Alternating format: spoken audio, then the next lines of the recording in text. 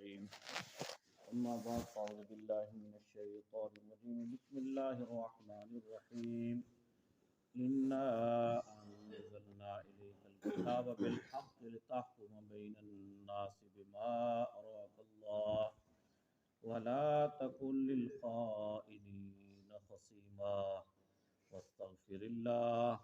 إن الله كان غفورا رحيما ولا تجادل عن الذين يختارون أنفسهم إن الله لا يحب من كان خوانا أثيما صدق الله العظيم۔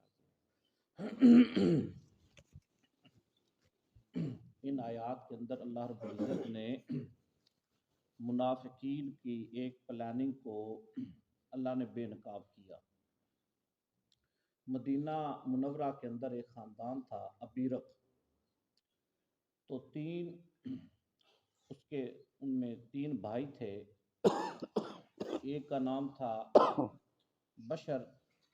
ایک کا نام تھا بشیر اور ایک کا نام تھا مبشر۔ تو ان میں سے جو بشیر نامی شخص ہے یہ شاعر بھی تھا اور یہ اشعار کہہ کے مسلمانوں کے خلاف تو کسی اور کی طرف منسوب کر دیتا تاکہ مسلمانوں کی ہجو ہو، مسلمانوں کی بےزتی ہو اور مسلمانوں کے خلاف جو ہے اشعار۔ تو ایک صحابی رسول ہیں حضرت رفاع رضی اللہ تعالی عنہ، یہ کافی مالدار صحابی تھے، یہ بھی رفاع رضی اللہ تعالی عنہ۔ تو ان کے گھر سے ایک مرتبہ چوری ہو گئی آٹا اور کچھ ہتھیار۔ اس دور میں گندم کا جو آٹا ہے یہ بڑا ہی یعنی وہ شخص استعمال کر سکتا جو بہت مالدار ہوتا، ورنہ جو اور کھجور۔ تو ان کے گھر سے چوری ہو گئی، تو جب تحقیق کروائی گئی کچھ انہوں نے اپنی طرف سے جس طرح بندہ دیکھتا ہے تو پتہ چلا کہ یہ جو بشیر ہے ان کے گھر میں رات جو ہے نا گندم کی روٹیاں پکی ہیں، خوشبو آ جاتی ہے، لازمی بات، اس دور میں تو گھر بھی چھوٹے۔ تو انہوں نے ان سے بات کی تو وہ بالکل ہی مکر گیا، اور ایک اور مسلمان ہے حضرت لبید بن سہل رضی اللہ تعالیٰ عنہ، ان پہ الزام لگا دیا۔ جب ان کو پتہ چلا ان صحابی کو حضرت لبید کو، تو وہ تلوار لے کے آ گئے اس کے پاس، کہا یا تو گواہ پیش کرو میرے اوپر کہ میں نے چوری کی ہے یا میں تیری گردن مار دوں گا۔ وہ ڈر گیا، فوراً اس نے کہا جی میں یہ ہو گیا وہ ہو گیا، معافی مانگی، جھوٹ ہو گیا۔ اب اس نے کیا کیا کہ اپنے خاندان کے یا اور کچھ لوگوں کو لیا، تو آپ صلی اللہ علیہ وسلم کی خدمت میں حاضر ہوئی۔ تو اس کے اندر مخلص مسلمان بھی تھے۔ اب اس نے تو مسلمانیت کا لبادہ اڑا ہوا تھا نا، بظاہر تو مسلمان تھا یہ بشیر، تو چند مسلمانوں کو بھی ساتھ لیا اور اپنے خاندان کے بھی مخلص جو مسلمان تھے ان کو بتایا کہ یہ معاملہ ہوا ہے کہ مجھے جو ہے نا وہ اس طرح تنگ کر رہے ہیں، تو حالانکہ میں نے کوئی چوری نہیں کی، یہ نہیں کیا وہ۔ آپ علیہ الصلوۃ والسلام کی خدمت میں حاضر ہو کے سارا واقعہ سنایا کہ میں بے گناہ ہوں، مجھے جو ہے نا وہ تنگ کر رہے ہیں۔ اب لازمی بات ہے جب اتنے لوگ کسی بھی شخص کے پاس آ جائیں اور سارے اس کی گواہی دیں جی یہ بندہ بے قصور ہے، تو اب بندہ یقین کر لیتا ہے اتنے لوگوں کو دیکھ کر، حالات کو دیکھ کر کہ اتنے لوگ اس کی صفائی پیش کر رہے ہیں تو یہ ٹھیک ہی ہوگا۔ یہ صفائی پیش کر کے آپ علیہ الصلوۃ والسلام کے پاس یہ چلے گئے۔ اتنے میں وہ جس کی چوری ہوئی تھی حضرت رفاع رضی اللہ تعالی عنہ، انہوں نے اپنے بھتیجے حضرت قتادہ کو بھیجا کہ کہ آپ جائیں اور آپ علیہ الصلوۃ والسلام کو جا کے بتائیں کہ ہماری چوری ہوگی اور فلانے بندے نے کی ہے اور یہ ایسے ایسے معاملے ساری بات جا کے بتائیں۔ وہ جب آپ علیہ الصلوۃ والسلام کے پاس آیا بات بتانے کے لیے، تو اتنے میں وہ لوگ بات بتا کے صفائی بیان کر کے چلے گئے تھے جھوٹی قسمیں وغیرہ کھا کے۔ تو جب یہ آئے بتانے کے لیے تو آپ علیہ الصلوۃ والسلام نے ان کو ڈانٹ دیا ان کو۔ تو یہ پریشان ہو کے چلے گئے کہ ایک تو چوری ہماری ہو گئی اور اوپر سے ہمیں ہی ڈانٹ دیا ہے۔ جا کے اپنے چچا کو بتایا کہ یہ معاملہ ہوا ہے۔ تو انہوں نے کہا کہ جی اللہ تعالیٰ تو دیکھ رہا ہے نا، اللہ جانتا ہے کیا ہوا ہے، تو اللہ تعالیٰ پہ ہم چھوڑ دیتے ہیں۔ تو اب جو ہے نا اس کے بعد وہ جس بندے نے چوری کی تھی بشیر نے، اس نے وہ آٹا جو ہے نا ایک یہودی کے پاس امانت کے طور پر رکھا دیا کہ یہ میری امانت ہے، تم رکھ لو۔ بعد میں پھر کیا ہوا، لازمی بات ہے جس بندے کی چوری ہو جائے پھر اس پہ جھوٹا الزام بھی لگ جائے کہ یہ جھوٹ بول رہا ہے، تو اس کو تو چین نہیں نہ آتا، وہ تو پھر اپنی تحقیق میں لگ جاتا ہے۔ تو کرتے کراتے وہ ہتھیار اور وہ آٹا اس یہودی کے پاس سے برآمد ہو گیا۔ جب برآمد ہوا اس سے پوچھا، اس نے کہا جی مجھے تو بشیر نے دیا ہے امانت کے طور پہ۔ بشیر نے کہا جی میں کوئی دیتا نہیں، یہ جانے اور اس کا کام جانے۔ اس الٹا یہودی پہ الزام لگا دیا جی میں بالکل کو نہیں سمجھتا۔ وہ بھی اب ادھر الزام لگ گیا جس سے وہ مال برآمد ہو گیا، تو ادھر جو ہے ان کو ڈانٹ پڑ گئی جن کا اصل تھا، اور وہ جو یہودی ہے وہ درمیان سے جنم ہے۔ تو پھر یہ آیتیں اتری ہیں، اس میں آپ علیہ الصلوۃ والسلام کو پھر بتایا گیا ہے کہ معاملہ کیا ہے۔ جب یہ آیتیں اتر گئیں اور اس کا جو پول کھل گیا، پھر وہ وہاں سے بھاگ گیا، مدینہ سے بھاگ کے مکہ چلا گیا، اور وہاں جا کے جو ہے نا اس نے پناہ لی کہ اب تو لازمی بات ہے کہ جب چوری ثابت ہو گئی اور اللہ تعالیٰ نے قرآن میں ثابت کر دی تو چور کی سزا ہے ہاتھ کاٹ دو، اس کا ہاتھ کٹنا تھا، اس کا لازمی بات ہے۔ تو اس سے وہ بھاگ گیا اور پھر وہ وہیں پہ جو ہے نا وہیں پہ وہ مرا ہے، دیوار اس پہ گری اور وہ مر گیا، اس ظالم کو وہیں اللہ تعالیٰ نے۔ تو ان آیتوں کے اندر یہ ارشاد فرمایا گیا ہے، آپ علیہ الصلوۃ والسلام کو تنبیہ کی گئی ہے کہ انا انزلنا الیک الکتاب بالحق، بے شک ہم نے اے نبی آپ پر، الیکا سے مراد ہے آپ کی طرف، آپ صلی اللہ علیہ وسلم سے یہ کتاب ہے کہ بے شک ہم نے یہ کتاب آپ پر حق کے ساتھ نازل کی ہے، لِتَحْكُمَ بَيْنَ النَّاسِ بِمَا أَرَاكَ اللَّهُ، تاکہ آپ لوگوں میں فیصلہ کریں اس کتاب کی روشنی میں جو اللہ نے آپ کو سکھائی ہے، جو اللہ نے آپ کو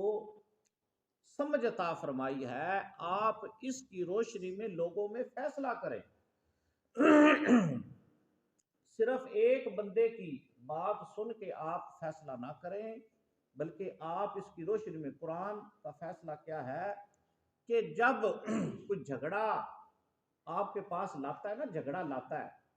تو صرف اسی کی بات پہ فیصلہ نہ کریں، دوسرے کی بات بھی سنیں۔ یہاں تک بھی آتا ہے کہ اگر کوئی شخص اپنے ہاتھ پہ نا اپنی آنکھ نکلی ہے، اس کی ایک آنکھ نکلی ہے اور وہ لے کے آتا ہے کہ جی فلاں بندے نے میری یہ آنکھ نکال دی، اب بتاؤ اس سے بڑا ثبوت ہے آپ کے پاس کہ اس بندے کی آنکھ بھی نکلی ہے اور اس نے ہاتھ پہ رکھی ہے اور فلاں بندے نے جی میری یہ آنکھ نکال دی؟ فرمایا اس پہ بھی فیصلہ نہ کرو، ہو سکتا ہے یہ دوسرے کی دو آنکھیں نکال کے آئے، اس نے اس کی دو نکالی ہوں، تو ظالم تو ہوا نا، یہ اس کو بھی سنو، اس کی تو ایک آنکھ نکل گئی ہے، یہ دو کی نکال کے آیا۔ تو ظالم جو ہوتا ہے نا، جو مظلوم ہوتا ہے، بعض اوقات وہ بڑا ظالم ہوتا ہے، پہلے وہ مظلوم ہوتا ہے لیکن پھر وہ بڑا ظالم بن جاتا ہے۔ مثال کے طور پہ ایک بندہ ہے، ان کے خاندان کا ایک بندہ قتل ہو گیا، یہ آگے سے 5 بندے قتل کر دیتے ہیں، پہلے تو یہ مظلوم تھا تو لیکن اس نے آگے سے بڑا ظلم کر دیا، تو اس لیے فرمایا کہ آپ جو ہیں وہ فیصلہ کریں جو اللہ نے آپ کو سمجھ عطا فرمائی ہے۔ وَلَا تَكُنْ لِلْخَائِنِينَ خَصِيمًا، آپ ان خیانت کرنے والوں کے لیے وہ جھگڑا کرنے والے آپ نہ بنیں، ان کے طرفدار آپ نہ بنیں۔ وَاسْتَغْفِرْ اللَّهَ، اب لازمی بات ہے جب وہ اپنی بات سنا کے چلے گئے اور جب اوپر سے اصل حقدار آ کے دعویٰ کیا جی ہماری چوری ہو گیا، ان کو ڈانٹ پڑ گئی۔ جب ڈانٹ پڑی تو آپ صلی اللہ علیہ وسلم کو اب تنبیہ ہو رہی ہے وَاسْتَغْفِرِ اللَّهَ، اللہ سے استغفار کرے، یہ معاملہ ہو گیا، اللہ تعالیٰ سے استغفار کرے۔ ان اللہ کان غفور الرحیم، بے شک اللہ تعالیٰ بخشنے والا رحم فرمانے والا۔ یہ بات یاد رکھے، جو انبیاء ہوتے ہیں معصوم ہوتے ہیں، اللہ نے ان کو معصوم رکھا ہوتا ہے۔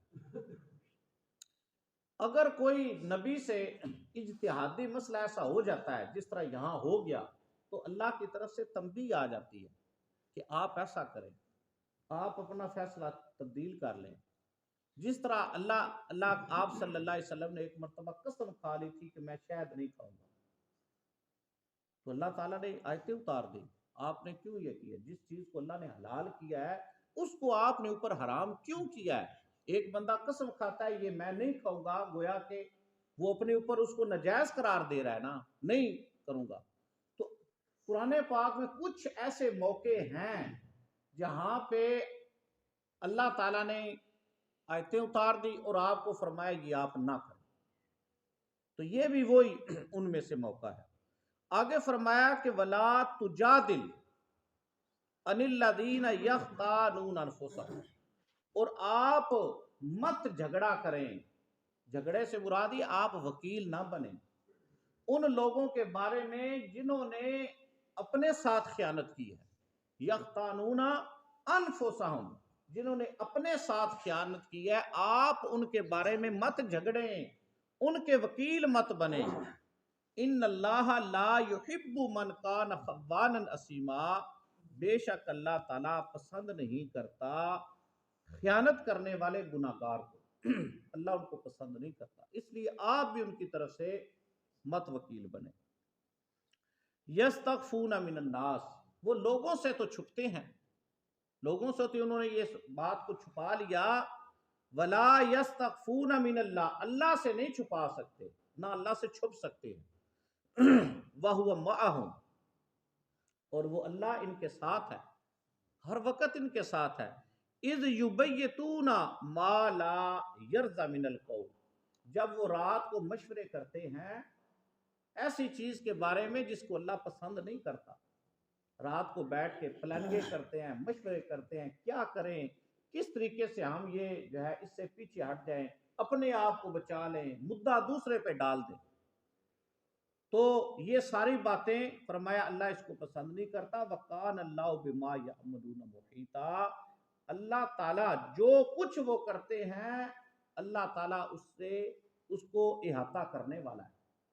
وہ اللہ تعالیٰ کے قبضے میں ہے، اللہ تعالیٰ نے ساری باتوں کا احاطہ کیا ہوا ہے، اللہ سے کوئی بات چھپی ہوئی کوئی نہیں۔ ہا انتم ہؤلاء جادلتم عنہم فی الحیات الدنیا، اب اللہ تعالیٰ نے یہاں فرمایا اے لوگو، اب وہ جو بندہ لے کے آیا منافق اپنے ساتھ مخلص لوگوں کو بھی تو لے کے آیا تھا جنہوں نے آ کے گواہیاں دی، جی نہیں جی ایسی بات نہیں ہے، بندہ ٹھیک ہے یہ وہ، اب ان کو بھی تنبیہ ہے، اے لوگو جو ان کی طرف سے وکیل بن کے آئے ہو، وکیل صفائی بن کے آئے ہو، فی الحیات الدنیا، دنیا کی زندگی میں، دنیا میں تو تم ان کی طرف سے وکیل بن کے آ گئے، ان کی صفائی تم نے پوچھ کر دی، فَمَن يُجَادِلُ اللَّهَ عَنْهُمْ يَوْمَ الْقِيَامَةِ أَمْ مَن يَكُونُ عَلَيْهِمْ وَكِيلًا، قیامت کے دن ان کی طرف سے کون جھگڑے گا؟ بتاؤ، قیامت کے دن، دنیا میں تو آ گئے، قیامت کے دن ان کی طرف سے کون جھگڑے گا؟ أَمْ مَن يَكُونُ عَلَيْهِمْ وَكِيلًا، یہاں وکیلا کا لفظ بھی آ گیا، یا ان کی طرف سے کون وکیل ہوگا؟ کون وکیل ہوگا قیامت والے دن جب ہر راز فاش ہو جائے گا؟ تو اس لیے بھائی یہ بات یاد رکھیں کسی بندے کی صفائی دینی بھی ہو نا انجے نہیں بندہ ٹر جاتا بغیر تحقیق کے، یار میرے تے مسئلہ بن گیا چلو میرے نال نہیں، پہلے بھائی اس کی آپ جب کسی کے بارے میں صفائی دے رہے ہیں یا ایک بندہ کسی کا کیس لے رہا ہے وکیل کہ جی یہ ہے، وہ پہلے خود تحقیق کرے کیا واقعی ایسا ہے یہ بندہ بے گناہ ہے، اس کے اوپر جو الزام لگا ہے یہ جھوٹا ہے، واقعی ایسا ہے، پہلے وہ اپنی طرف سے تحقیق کرے یا جس نے گواہی دینی ہے۔ بعض اوقات یہ ہوتا ہے کہ جو مدعی ہوتا ہے نا مدعی، وہ کہتا ہے کہ فلانا بندہ اس بندے دی صفائی دے چھڑے نا، جو ہم کہتے ہیں بنیا فلانا مالوا نیا، ہمارے معاملات میں بھی فلانا بندہ تیری صفائی دے وے ٹھیک ہے جی تو میرے لو بری ہیں، اب وہ جس کے بارے میں کہا ہے نا کہ یہ بندے فلانا بندہ دے وے، وہ ایسے نہ کہ چلو ٹھیک ہے۔ ہمارے علاقوں میں کیا ہوتا ہے کہ میرا نیا تو دینا تے تیرا میں دے چھڑ سا، قرآن تو ہم نے اس لیے کیا ہوا ہے کسی پہ الزام لگ گیا اب وہ جھوٹا الزام لگ گیا اس آکے جی فلانا بندہ تیرا نیا دیسی، اچھا جس کے بارے میں کہا تھا نا کہ دیسی نیا اسی اندر سے اب تیری ماں جیسی کھولی ہے، تیری ماں جیسی کھولی ہے، اچھا جیڑا دس نیا رہا نا او دی تی نیا پہ ہوں ہے تو نیا دینا، او جناب وضو کر کے مسیتی وہ جی مجھ کھلی ہے، اس آکھیا با تو ہی تے میں دس آئی با اس کھولی گئی، اس آکھیا میرا بھی اس دیتا ہے، کہ کریے میرا بھی اس دیتا ہے تو میں تم دینا پونا ہے، یعنی بتانے والا او ہی ہے تیری ماں جس کھولی گئی تے نیا بھی اس دینا ہے، آدھا کہ کریے جی اس میرا بھی تے دیتا ہے، ساڑھے اے معاملے نا اللہ دا خوف کوئی نہیں۔ اس واسطے بھائی جب یہ بات آ جائے نا تو تحقیق کرو، تحقیق کرو۔ کچھ عرصہ پہلے اسی طرح ایک معاملہ آ گیا ہمارے طرف، تو ایک بندے نے کہا جی مولوی صاحبہ زمین کا کوئی چھوٹا سا ہے، تو میں نے اس کو سمجھایا، میں نے کہا یار تساں پیسے جلے لیں کہ کیوں کر دے ہو دنیا اے رہ جانی ہے، بہرحال وہ معاملہ ان کا حل ہو گیا اچھے طریقے سے۔ تو یہ ہے کہ بھلے اپنی ذات پہ آ جائے اپنے خاندان پہ آ جائے، ہمیشہ حق کا ساتھ دیں، حق کی جیت ہے، حق کی جیت، بظاہر کبھی کبھی لگتا ہے میرا نقصان ہو جائے گا یا میرے بھائی کا نقصان ہو جائے گا، برادری کا نقصان ہو جائے گا، یہ کوئی دنیا کا نقصان کوئی بڑا نقصان نہیں، دیکھو اللہ تعالیٰ نے یہاں کہا دنیا چ تے وکیل بن جا سو، آخرت چ نندی وکالت کون کر سی، ہے کوئی کرنے والا ادھر کوئی نہیں ہے۔ آگے اللہ فرماتا ہے وَمَن يَعْمَلْ سُوءًا أَوْ يَظْلِمْ نَفْسَهُ، جو کوئی برائی کرتا ہے نا یا ظلم کرتا ہے اپنے نفس پہ، جیڑا کسی نال برائی کرتا ہے نا کردہ اپنے نال ہی، یہ بات یاد رکھنا، وہ کسی کے ساتھ نہیں کر رہا اپنے ساتھ کر رہا ہے، تو ثم یستغفر اللہ، پھر وہ استغفار کرے، اگر کر بیٹھا ہے اس سے غلطی ہو گئی ہے تو پھر وہ استغفار کرتا ہے، یجد اللہ غفور رحیم، تو اللہ تعالیٰ کو بخشنے والا رحم کرنے والا پائے گا۔ غلطی ہو گئی، احساس ہو گیا، معافی منگو اللہ کو، اگر کسی کا حق ہے تو اس کو حق واپس کرو،